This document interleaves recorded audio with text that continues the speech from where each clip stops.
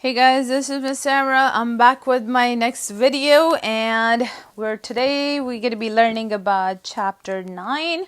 So I feel so happy because we successfully finished chapter 7 with this distance learnings, and I really feel accomplished. And thank you guys for your support and your cooperation, and I'm trying to help. I know we cannot replace this with actual learning like interaction face to face, but I'm trying my best. All right, thank you guys. Okay, so let's move on to chapter 9 today. I know you might be thinking why to skip chapter 8. Chapter 8 is about trigonometry, which you guys going to be doing next year in trig class. So that's the reason I'm be skipping chapter 8. So today's lesson is it's chapter 9. And we'll start off with 9-2. For this section, I really could recommend you guys taking notes because today's lesson it's just totally based off like all different type of vocab terms you'll see throughout this chapter. So I would really recommend you taking notes. All right, so today we'll start off with sequence. What is a sequence?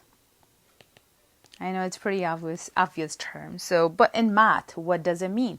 So sequence is actually, it's a list of numbers in a special order.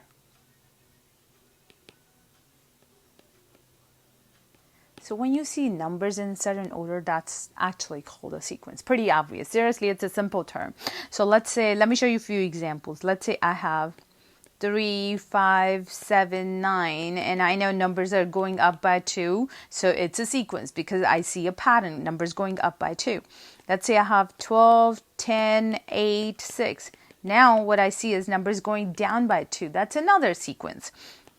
2, 4, 8, 16. Now I see numbers getting multiplied by 2. That's also a sequence.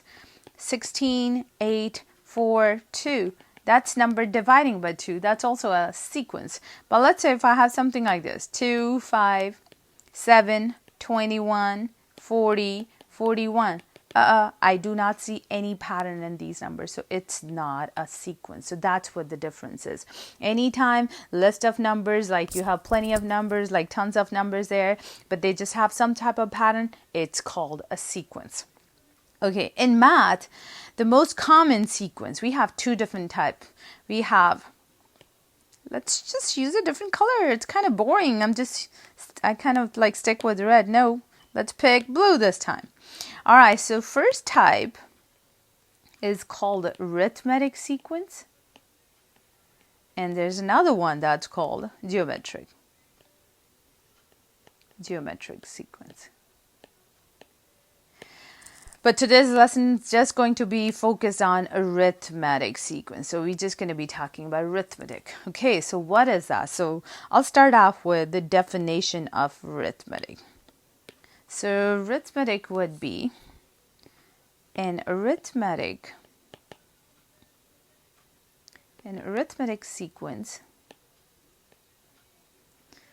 is a sequence in which the difference between any two consecutive numbers,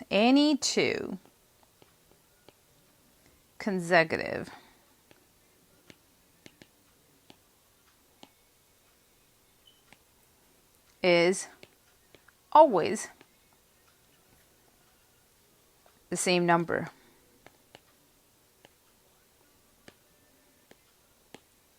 So it means between any two consecutive numbers, the difference would be the same. It would stay the same number. And this difference is called common difference. So the difference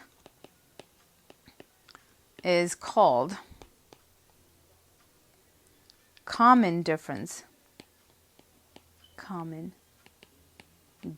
of the function.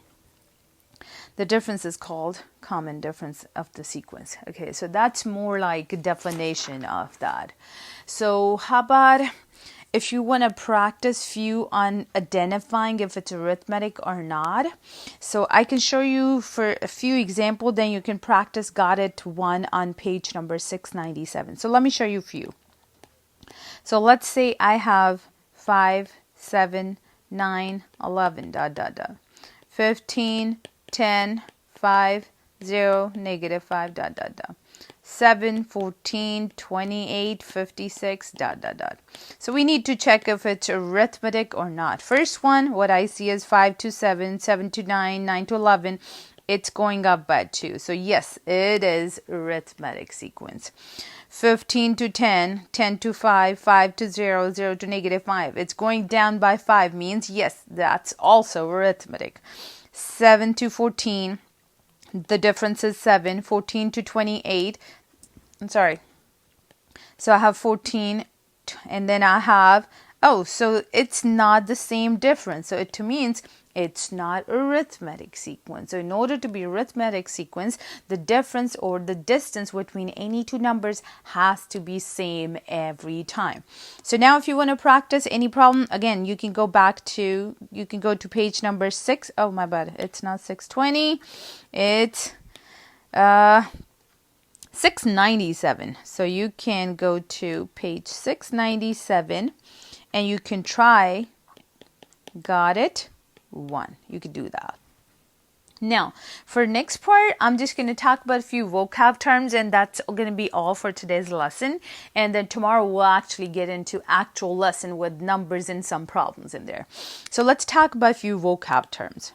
What are those vocab terms? Again, please, I really recommend you taking notes because rest of the chapter is totally based off these terms and these vocab terms. You really have to understand each and every notation. So here comes the first vocab term or the symbol.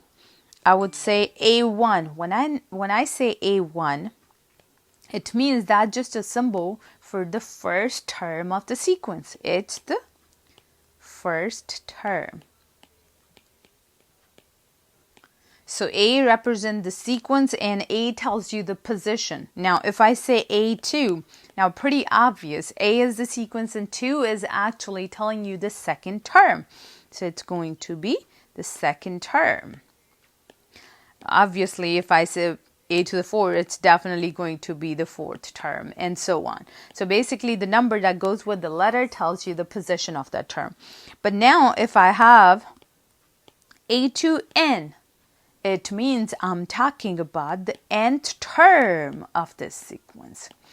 So let's say there are total n terms, then this nth term would be the last term of the sequence. So either ways, either you can say it's the nth term or the last term is the same thing. Now the next one is slightly different. So we know an is the nth term. Now we have two different terms after that. If an is the nth term, but if I put an plus 1, it's not literally adding 1 to n. It's just a symbol that tells you about the term after the nth term. It's a term after the nth term. Again, these are just symbols for every single term in the sequence. Now, pretty obvious, if I have an minus 1, it means it's a term that's before the nth term. It's before the nth term. So yeah, this is pretty much all. So I would say this is just all about kind of